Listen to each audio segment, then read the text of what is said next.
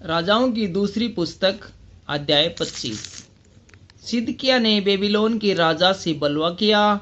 उसके राज्य के 9वें वर्ष के 10वें महीने के 10वें दिन को बेबीलोन के राजा नबूकदनेस्सर ने अपनी पूरी सेना लेकर यरूशलेम पर चढ़ाई की और उसको घेर लिया और उसके चारों ओर पटकोटा बनाए। इस प्रकार नगर सिदकिय्याह राजा के 11वें वर्ष तक घिरा हुआ रहा। चौथे महीने के 9वें दिन से नगर में महंगी यहाँ तक बढ़ गई कि देश के लोगों के लिए कुछ भी खाने को न रहा। तब नगर की शहर पनाह में दरार की गई और दोनों दीवारों के बीच जो फाटक राजा की बारी के निकट था, उस मार्ग से सब योद्धा रात ही रात निकल भागे, यद्यपि कसदी नगर को घेरे हुए थे। राजा ने अराबा का मार्ग लिया। तब कसदियों की सेना ने राजा का पीछा किया और उसको यरीहो के पास के मैदान में जा पकड़ा और उसकी पूरी सेना उसके पास से तितर बितर हो गई। तब वे राजा को पकड़कर रिबला में बेबीलोन के राजा के पास ले गए और उसे दंड की आज्ञा दी गई। उन्होंने सिदकिय्याह के पुत्रों को उसके सामने घात किया और सिदकिय्याह की आंखें फोड़ डाली और उसे पीतल की बेड़ियों से जकड़कर बेबीलोन को ले गए। मंदिर का विनाश।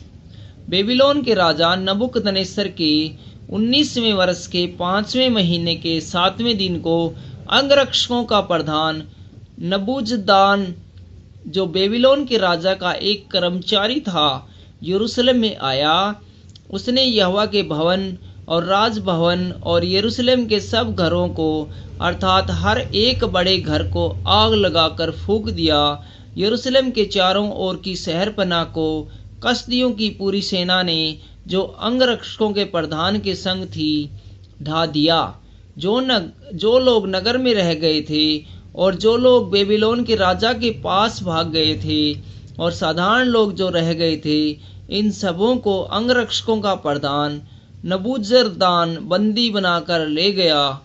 परंतु अंगरक्षकों के प्रधान ने देश के कंगालों में से कुछ को दाख की बारियों की सेवा और काश्तकारी करने को छोड़ दिया।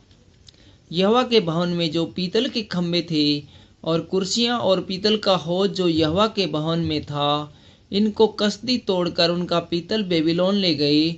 हांडियों, फावड़ियों, चिमटों, धूपदानों और पीतल के सब पात्रों को भी, जिनसे सेवा टहल होती थी, वे ले गए। करछे और कटोरियाँ जो सोने की थी और जो कुछ चांदी का था, सब सोना चांदी अंगरक्षकों का प्रधान ले गया। दोनों खंभे, एक हौद और कुर्सियाँ, जिनको सुलेमान ने यहोवा के भवन के लिए बनाया था, इन सब वस्तुओं का पीतल तौल से बाहर था। एक खंभे की ऊंचाई 18-18 हाथ की थी और एक एक खंभे के ऊपर 3-3 हाथ ऊंची पीतल की एक एक कंगनी थी और एक एक कंगनी पर चारों ओर जो जाली और अनार बने थे, वे सब पीतल के थे। यहूदा के लोगों को बेबीलोन ले जाया जाना। अंगरक्षकों के प्रधान ने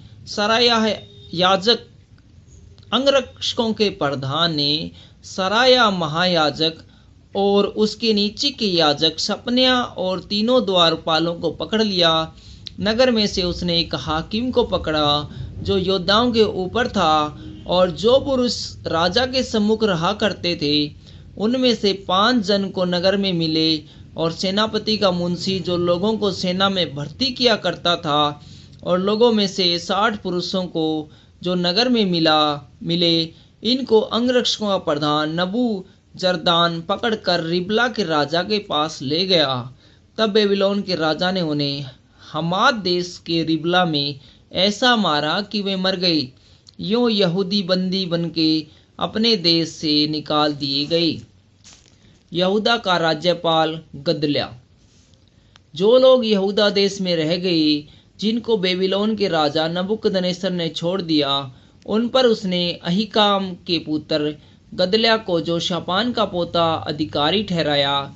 जब दलों के सब प्रधान ने, अर्थात तन्याह के पुत्र इस्माइल, कोरहू के पुत्र योहानान, नप्तोपाई, तनुमेह के पुत्र सराया और किशी माकाई के पुत्र याकाना ने उनके जनों ने यह सुना कि बेबीलोन के राजा ने गदल्या को अधिकारी ठहराया है, तब वे अपने अपने जनों समेत मिस्पा में गदल्या के पास आए। गदल्या ने उनमें से उनके जनों से शपथ खाकर कहा, कसदियों के सिपाहियों से न डरो, देश में रहते हुए बेबीलोन के राजा के अधीन रहो, तब तुम्हारा भला होगा। परंतु 7वें महीने में तन्या का पुत्र इस्माइल, जो एलीशामा का पोता राजवंश का था, उसने 10 जन संग ले गदल्या के पास जाकर उसे ऐसा मारा कि वह मर गया। और जो यहूदी और कसदी उसके संग मिस्पा में रहते थे, उनको भी मार डाला। तब क्या छोटे क्या बड़े, सारी प्रजा के लोग और दलों के प्रधान कसदियों के डर के मारे उठकर मिस्र में जाकर रहने लगे। योयाकीन की बंदी गृह से मुक्ति। फिर यहूदा के राजा योयाकीन की कैद के 33वें वर्ष में, अर्थात जिस वर्ष बेबीलोन का राजा एविल मोरोदक राजगद्दी पर विराजमान हुआ, उसी के 12वें महीने के 27वें दिन को उसने यहूदा के राजा योयाकीन को बंदी गृह से निकालकर बड़ा पद दिया। उससे मधुर मधुर वचन कहकर जो राजा उसके संग बेबीलोन में बंद थे, उनके सिंहासनों से उसके सिंहासन को अधिक ऊंचा किया। योयाकीन ने बंदी गृह के वस्त्र बदल दिए और उसने जीवन भर नित्य राजा के सम्मुख भोजन किया, और प्रतिदिन के खर्च के लिए राजा के यहाँ से नित्य का खर्च ठहराया गया, जो उसके जीवन भर लगातार उसे मिलता रहा। Thank you.